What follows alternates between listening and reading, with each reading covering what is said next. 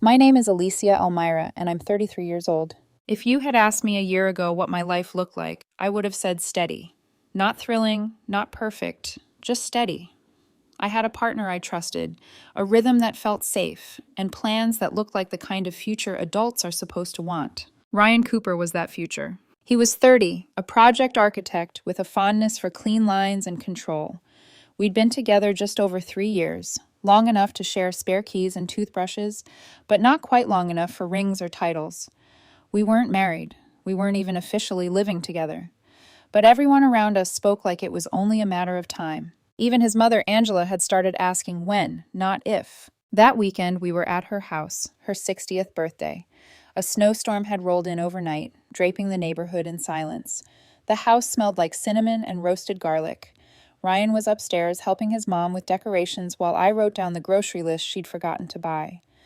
When Angela realized she'd run out of a few things for dinner, I volunteered to drive to the store. Are you sure, honey? She asked. Of course, I smiled. I could use the fresh air. It was a 15-minute drive to the nearest grocery store, 20 in the snow.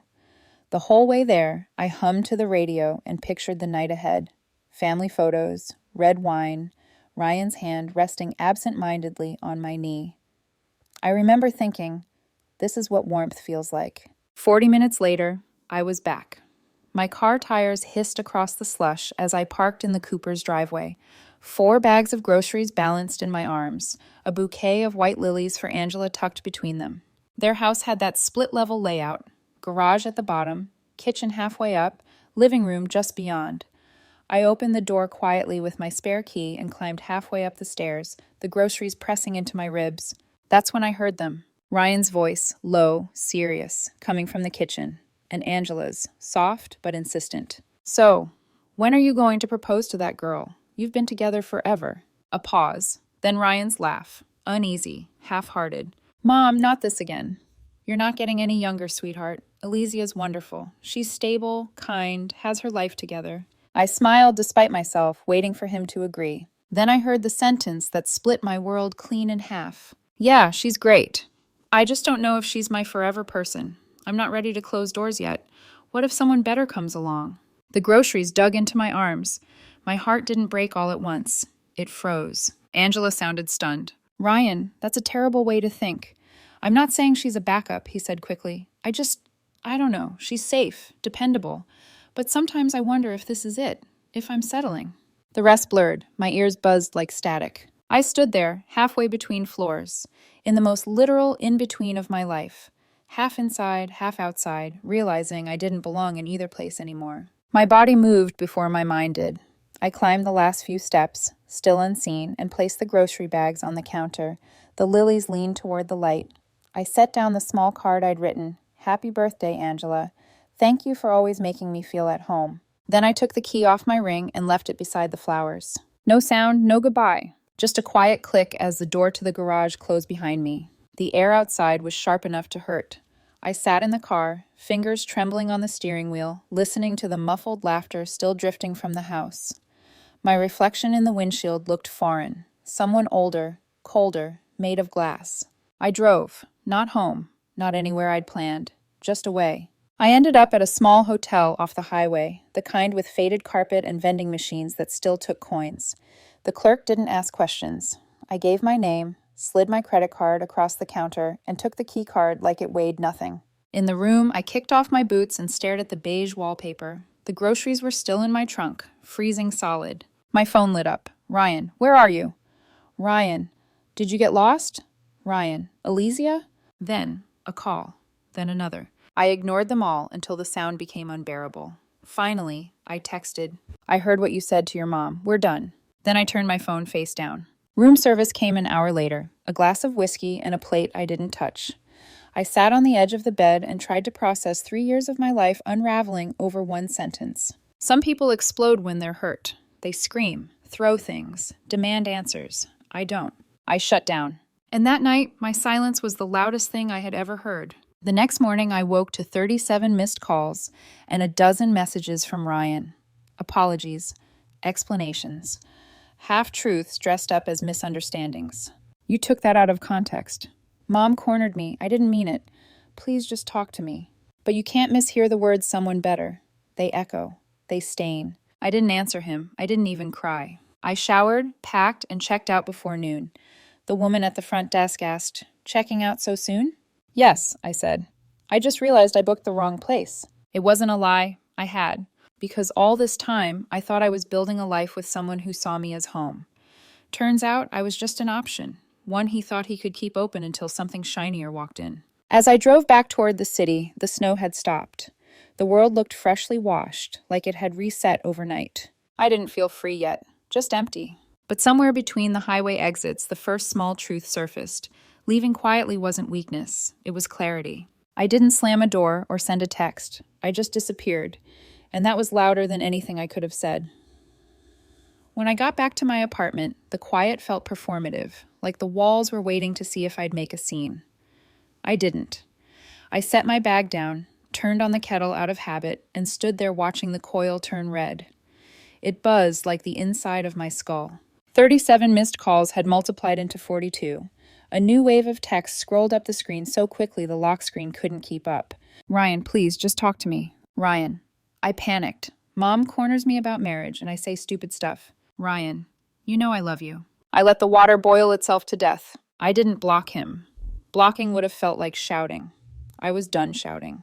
I opened notes instead and titled a blank page, "Things That Are True." Under it, I typed, "I heard him. I was not mistaken. I am not an emergency exit." I brewed tea and poured it down the sink.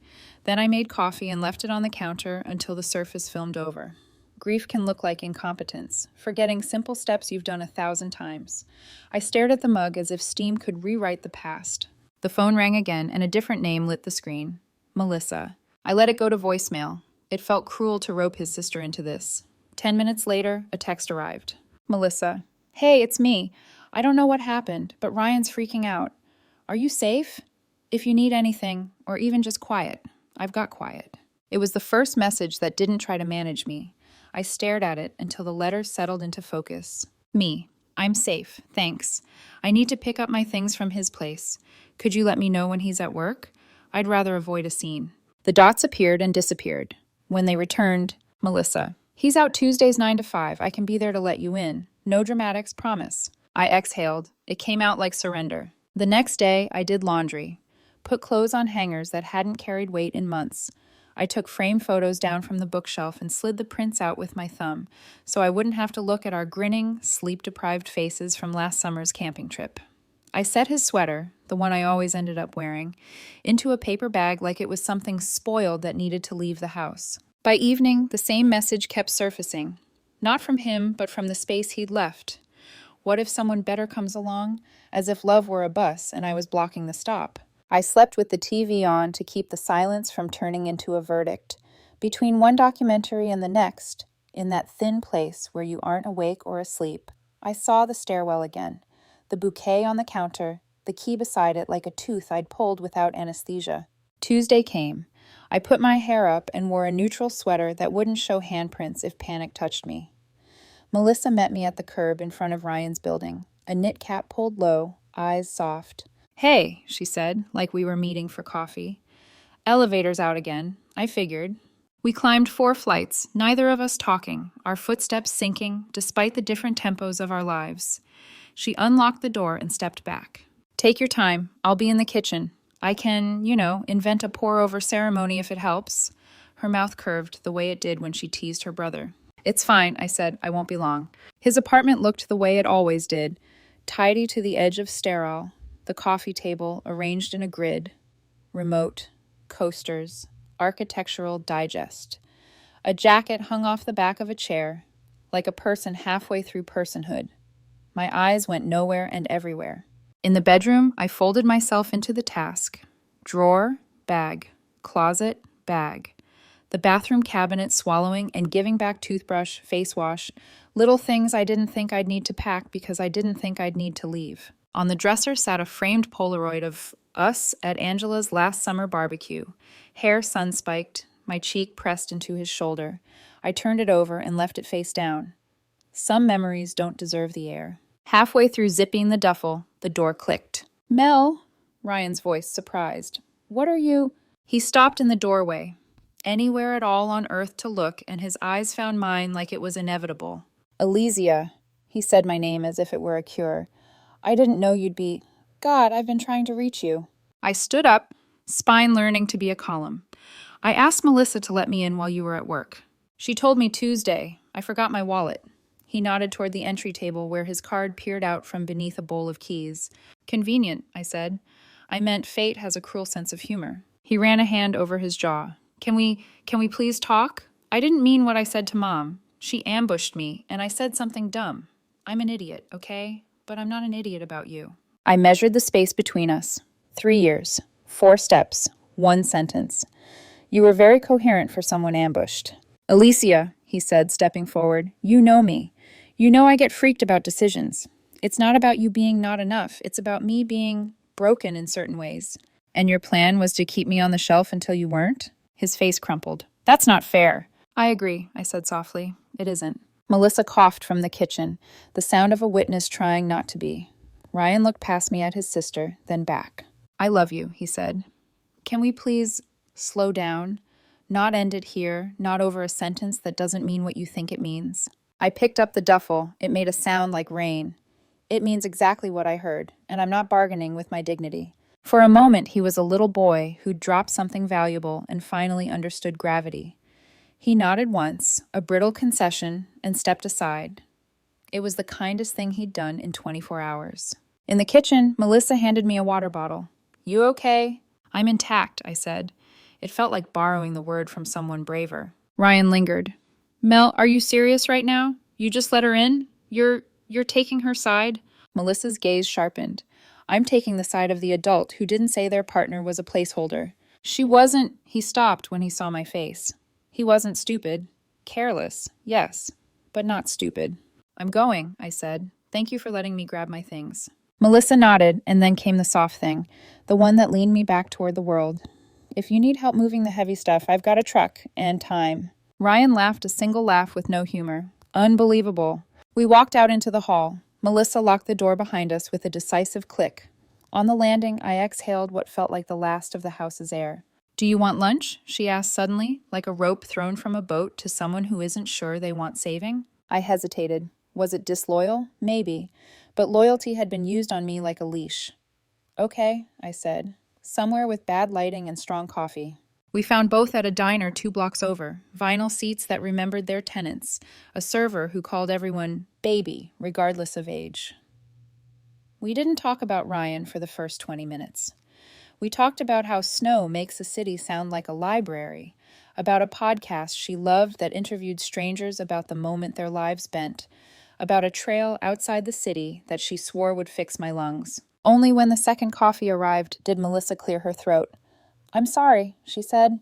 For him, but also for the fact that you had to overhear it. That's like getting hit by a car and then being told the driver only meant to tap the brakes. I smiled for the first time that day. You have a way with metaphors. He doesn't deserve you, she added, then grimaced. God, that's a cliche, but sometimes cliches are just true things that get overused. We split the check. Outside Shiomanai, the sky had brightened to a scraped blue bowl. She pointed down the block. My gym's that way if you ever want to punch something that won't press charges. Noted, I said. I might take you up on the trail. I need a place where my head can breathe. She tucked a strand of hair beneath her cap. Saturday. I'll text you the details. You can bail if you want. No hard feelings. Thank you, I said. I meant for choosing kindness over bloodlines. Back in my apartment, I put the duffel down and let its weight print the rug. I opened a window and let the air in, even though it made the room cruel. The city sounded like itself again. Cars, dogs, someone practicing the same piano scale 3 floors up. My phone buzzed once, not Ryan. Melissa. Saturday, 8 a.m. Bring shoes you don't mind getting muddy. Also, there's someone in our running group I think you'll like. Smart, funny, actually listens. No pressure, just good company. I didn't respond. Not because I wasn't interested, but because it felt important to sit with the space I'd made, to prove I could stand inside it without rushing to fill it. I opened things that are true and added a 4th line. I am not a door he forgot to close. The apartment exhaled with me. This time, when I boiled water, I remembered to make tea. I drank it while it was hot. The steam didn't erase anything, but it rose anyway, faithful as breath. I held the mug to my chest and finally cried, not the loud kind, the kind that leaves your face salt-swept and your lungs washed out. When it ended, I wiped my eyes and the room was exactly the same, which felt like a blessing. The world didn't rearrange itself to make me comfortable. It waited for me to do it. By evening, a small piece had nested under my ribs, not enough to call healing, enough to call beginning. I didn't plan to let his sister in, I told the room, but she was the only one who didn't make me feel crazy for walking away. It's strange how friendship sometimes begins in the debris field of something else. When Melissa texted Saturday morning, running late, bring gloves if you've got them, I almost said no. But no one else had asked me to go anywhere that week, and the apartment had started to feel like an echo chamber of old choices. The trail she mentioned wound through a nature reserve 30 minutes outside the city. Frost still sheathed the branches, and our breaths came out in ghost puffs. She arrived with 2 travel mugs and the kind of energy that could make a dying battery flicker back to life. You showed, she said, handing me coffee that tasted like optimism. I said I would. People say lots of things, she shrugged, jogging in place to keep warm. Glad you're not people. There were others, 4 of them, her hiking group. One of them was a man named Adrian Wells, tall, with the steady kind of smile that doesn't need to be earned. He was an industrial designer, apparently. He talked about objects the way poets talk about longing. I liked that he didn't ask questions about Ryan. He just said, "First time on this trail?" and pointed out where the ground iced over near the bends. For 3 hours, we climbed, slipped, and laughed about slipping. By the time we got back to the cars, my legs ached, but my chest felt lighter. Melissa leaned against her hood, hair plastered to her cheeks. You survived, she grinned. Barely. Good. Survival's step 1. Step 2 is brunch. We found a diner with fogged windows and the kind of pancakes that required negotiation. Adrian joined us, claiming a seat opposite me, eyes still bright from the cold.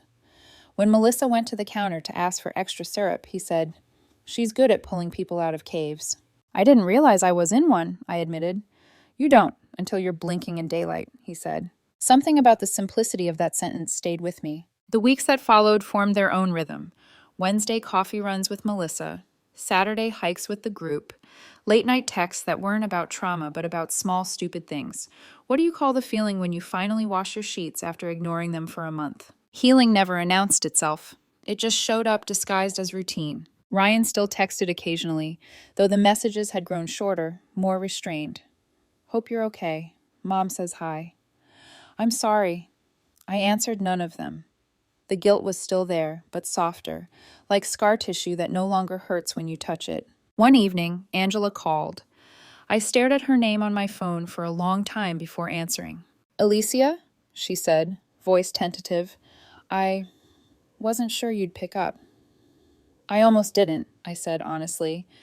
I wanted to say I'm sorry. I don't know what he was thinking. He's confused, I offered. She sighed. And selfish. He takes after his father that way. There was a pause, heavy enough to bend air. Do you still love him? She asked. I took a breath. Love doesn't vanish. It just stops being enough. Angela whispered something like a prayer. You always felt like family. I hope you still feel welcome here, whatever happens. That kindness, coming from the mother of the man who broke me, nearly undid me. After we hung up, I stood by the window for a long time, looking out at the streetlights trembling in the fog. It was around then that I noticed Adrian starting to orbit closer. He wasn't pushy. He'd send links to songs he thought I'd like, pictures of trailheads at dawn. Once he dropped off a book outside my apartment, The Art of Stillness, with a sticky note that read, "For when your brain won't shut up." I read it in one sitting. By March, the city had thawed. Melissa hosted a small rooftop barbecue for the group. I almost didn't go, but she guilt-tripped me with I already bought veggie skewers just for you.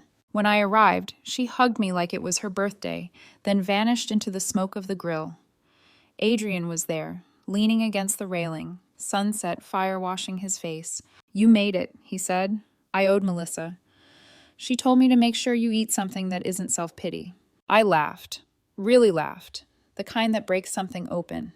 We talked for hours, not about Ryan, not about heartbreak, about design, music, the psychology of silence. He told me he grew up in a house where nobody ever fought, They just went quiet until someone forgot what the argument was. That sounds peaceful, I said. It isn't, he replied. Silence can be a weapon, too. When he looked at me then, I felt something stir. Not heat, not adrenaline, something gentler. Recognition, maybe, like meeting a version of myself I hadn't realized survived the winter. Melissa caught me later, helping him clear plates. She grinned, eyebrows raised. Oh, no, I know that look. What look? The one people get before they start pretending they're just friends. I rolled my eyes. Don't start. I'm not starting. I'm observing. There's a difference. She nudged my shoulder. Just promise me, if it happens, it's because you want it, not because you're trying to erase my brother. I met her gaze. That's not what this is, Yamae. I know, she said quietly. That's why I trust you. Something warm and painful pressed behind my ribs. Gratitude, maybe. The kind that tastes a little like grief. A week later, Ryan showed up at my apartment.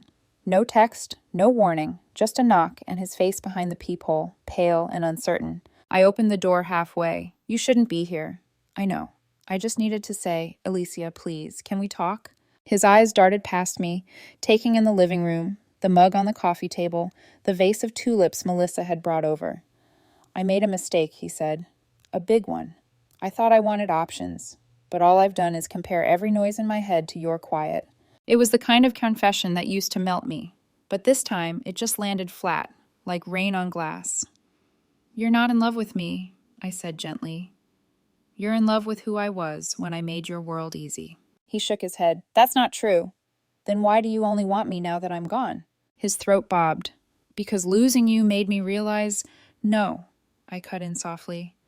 Losing me didn't teach you. I did. You just weren't listening. He flinched, then nodded slowly, like someone finally understanding the rules of a game they can't win. Goodbye, Ryan. I closed the door. My hands shook, but the air felt cleaner on the other side. Later that night, Melissa called. He told me he went to see you. I'm sorry. Don't be. It wasn't awful. You're sure you're okay? I'm not okay, I said, but I'm steady. Silence. Then she said, You know, Adrian asked about you. Oh? He's subtle, annoyingly so, but it's obvious. He likes you. I smiled despite myself. He's nice. Nice is what people say before something becomes more than nice. After we hung up, I stood by the window again. The city hummed below, alive, forgiving. I thought about the grocery store, the lilies, the weight of the key on the counter, and how far that girl on the stairs had come. Sometimes the first person to help you heal from heartbreak is the one who knows how deep it runs, because they grew up with the person who caused it. And sometimes healing doesn't look like falling in love again. It just looks like breathing without flinching. It's been 4 months since the stairs, since the groceries, since I last said Ryan's name out loud. 4 months since I stopped checking the door whenever the elevator sounded on my floor.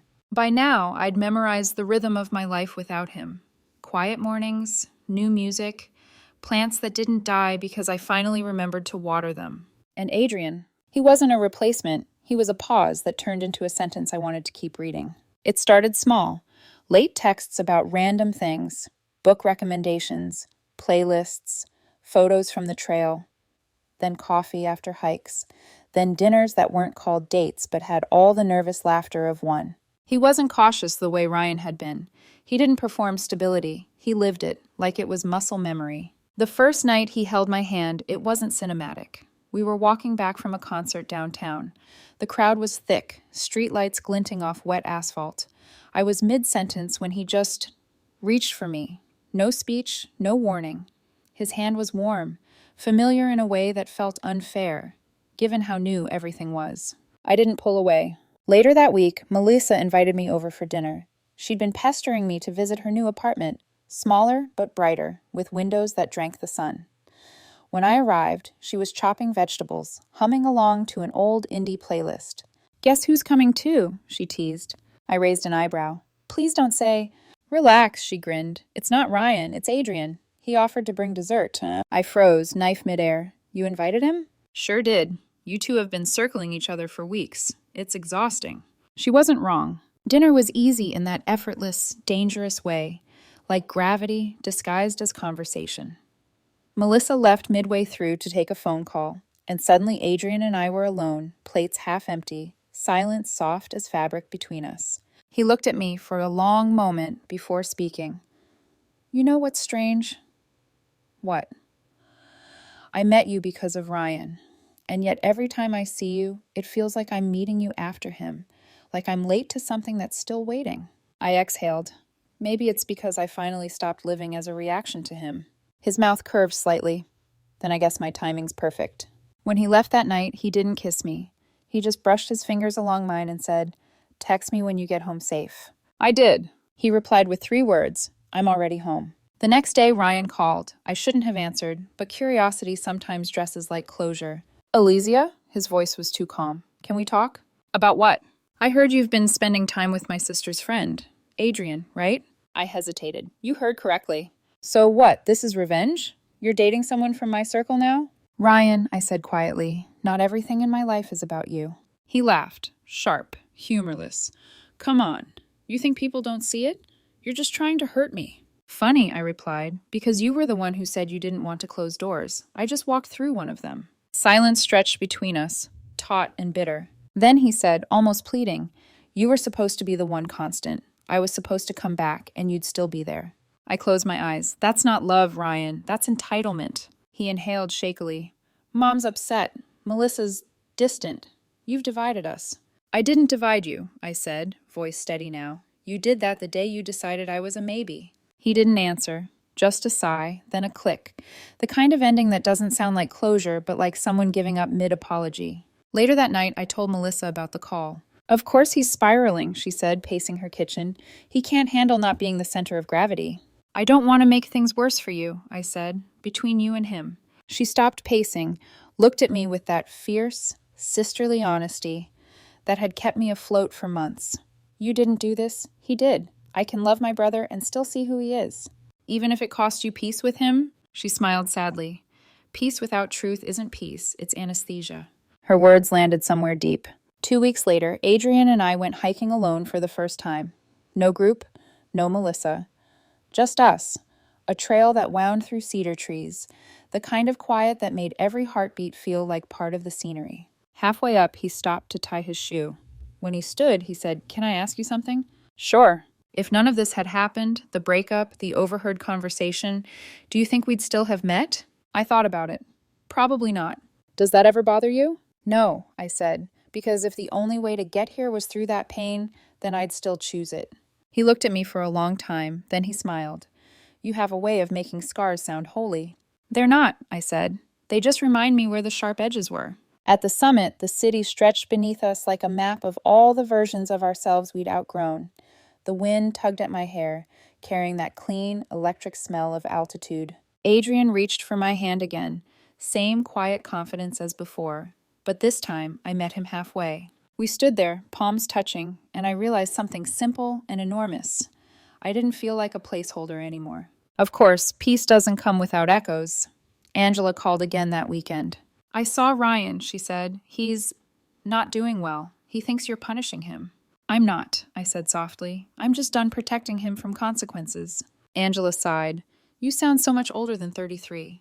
"I feel it," I said with a small laugh. After a pause, she added, "For what it's worth, I'm glad you found someone who sees you." "Thank you." "I can't pretend to understand how all this happened," she continued, "but sometimes life doesn't break. It redirects."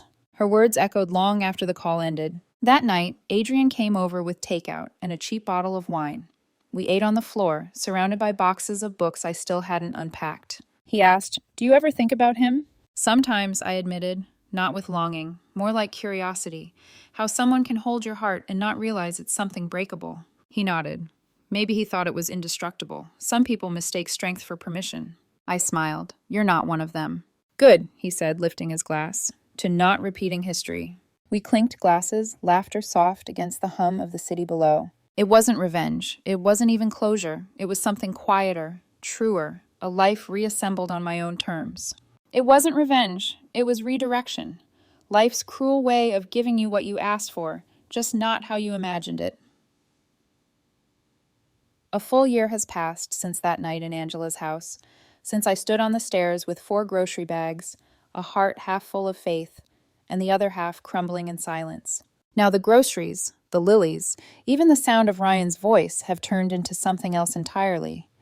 Memory, stripped of pain. Adrian and I live together now. We moved into a small loft near the river. High windows, exposed brick, a view that looks like possibility on clear days. There's a spare room we call the maybe room. He says it's for a home office. I say it's for whatever life surprises us with next. He laughs when I say that. You're still expecting the twist, he teases. I've earned the right to, I tell him. Melissa comes over most Sundays. She brings pastries from the cafe downstairs and updates me on her brother. Ryan's engaged, she said one morning in April, sliding a phone across the table. The photo showed him beside a woman with storm gray eyes and a laugh that looked uncontained. Seattle skyline behind them, a caption that read, "Forever with you."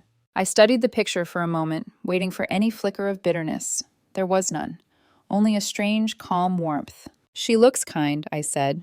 I hope he treats her better than he treated me. Melissa nodded. He will. He had to lose you to learn what he didn't deserve. I smiled faintly. And what about you? You still speaking? Some days, yes, she said. Other days, he avoids me. But he'll come around. Family doesn't vanish, it just reshapes. Angela invited us all to dinner a few months later. I almost said no, but Melissa insisted. It's time, she said. Mom wants everyone in the same room again, even if it's awkward. And awkward it was. Ryan was there with his fiancée, smiling too wide, the way people do when they're trying to prove they're fine. Adrian held my hand under the table. Angela fussed over the roast. Melissa filled every silence with jokes sharp enough to make people forget to feel tense. At one point, Angela raised her glass and said, "To the strange ways life puts us where we belong, even if it takes the scenic route." Ryan looked up then, eyes flicking to me. Not bitter, not ashamed, just human. And in that quiet acknowledgement, I felt something unspoken close between us. Not reconciliation, but release. That night, after dinner, Adrian and I walked to the car through the kind of cold that snaps the air like a sheet. He asked, "You okay?" "I am," I said, and I meant it. He smiled. "You didn't even flinch when you saw him." "I've already done all the flinching," I replied. "Now I'm just living." He slipped his arm around me. "That's the goal, right?" "Not revenge," I said softly. "Just living well." Life has settled into a kind of new normal, one that feels earned. Melissa's business is thriving. Angela sends holiday cards signed with all our names, as if the old fracture never existed. Ryan and his fiancée moved back to the city. We run into them occasionally at the farmer's market. We smile, exchange polite words, and move on. It's not tension anymore. It's history with the edges filed down. Every once in a while, I think about that night. The stairs, the whisper that broke me, the silence that rebuilt me. If I close my eyes, I can still see the lilies on the counter, their petals catching the kitchen light.